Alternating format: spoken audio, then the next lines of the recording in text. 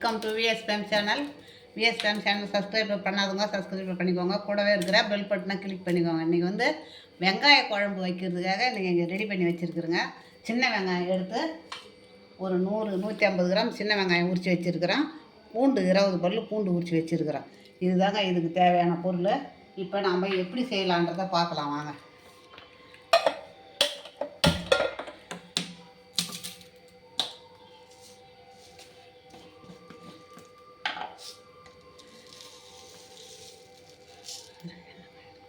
கடுகு போட்டுக்கலாங்க.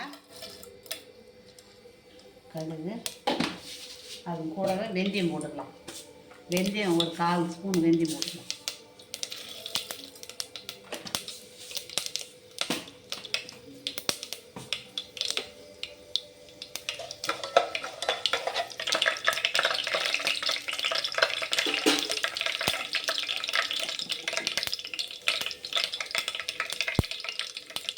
இப்போ ஜீரகம் ஒரு 1/4 ஸ்பூன்.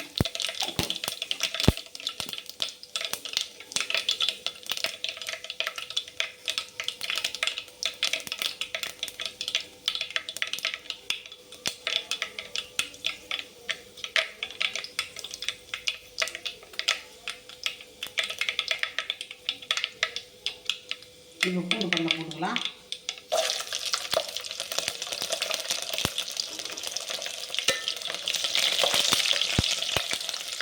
இப்போ இந்த வெங்காயத்தை போட்டுக்கலாம்.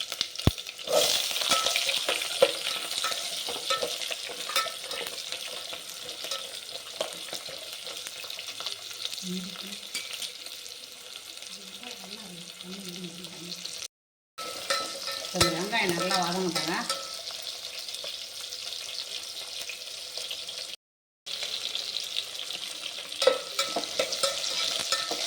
கறிவேப்பிலை போட்டுங்க.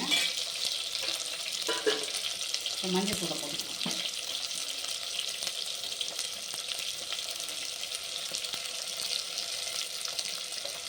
மஞ்சள் தூள் இப்போ நம்ம சாதாரண வீட்டுக்கு அரைக்கிறோம் இல்லையா சாம்பார் தூள், அதே மிளகாத்தூள் தான் இப்போ இங்கே நம்ம பயன்படுத்த போகிறோம்.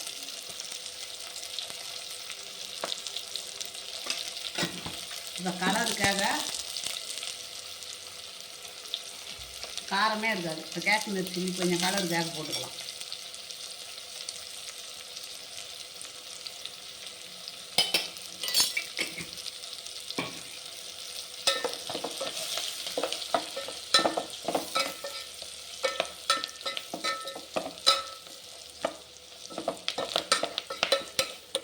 பச்சை வாசனை போட்டோம்.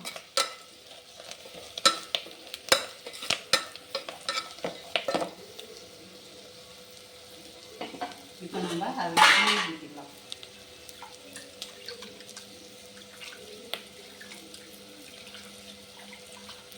இந்த மாதிரி எண்ணெய் பிரிய பார்த்து நம்ம புளி ஊற்றிக்கலாம்.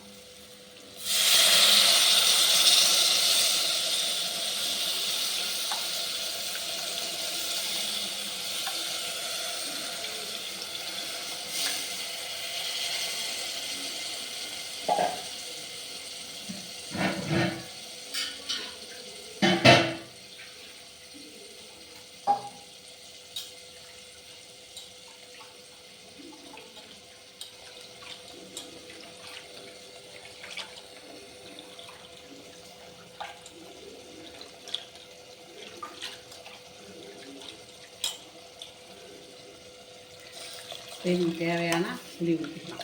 புளி கொஞ்சம் தான், ஆனால் தண்ணி நிறையா ஊற்றி கரைச்சிக்கலாம். அதிகமாக புளி ஊற்றக்கூடாது.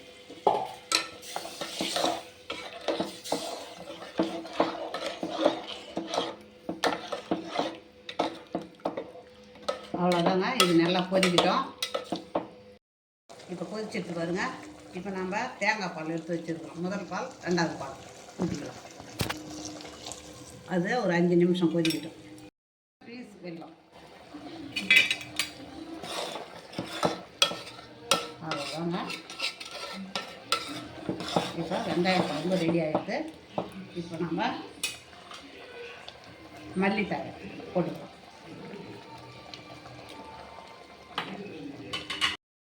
கும்பகோணம் ஸ்டைலில் இருக்குதுங்க. வெங்காய குழம்பு வச்சுருக்குறேங்க. இந்த குழம்பு வெங்காய குழம்பு ரெடி ஆகிடுது. அதுக்கு காம்பினேஷனாக வாழைப்பூ பக்கோடா போட்டிருக்கிறேன். இதுக்கு நல்லா சூட்டபிளாக இருக்கும். இதே மாதிரி நீங்கள் செய்யுங்க. அதே வந்து தோசைக்கு, இட்லிக்கு, சப்பாத்திக்கு, பூரிக்கு எல்லாத்துக்கும் தொட்டுக்கலாங்க. அந்த குழம்ப சூப்பராக இருக்கும். இதே மாதிரி நீங்கள் வச்சு பாருங்கள். உங்களுக்கு பிடிச்சிருந்ததுன்னா எனக்கு லைக் பண்ணுங்கள், கமெண்ட் பண்ணுங்கள், சப்ஸ்கிரைப் பண்ணுங்கள்.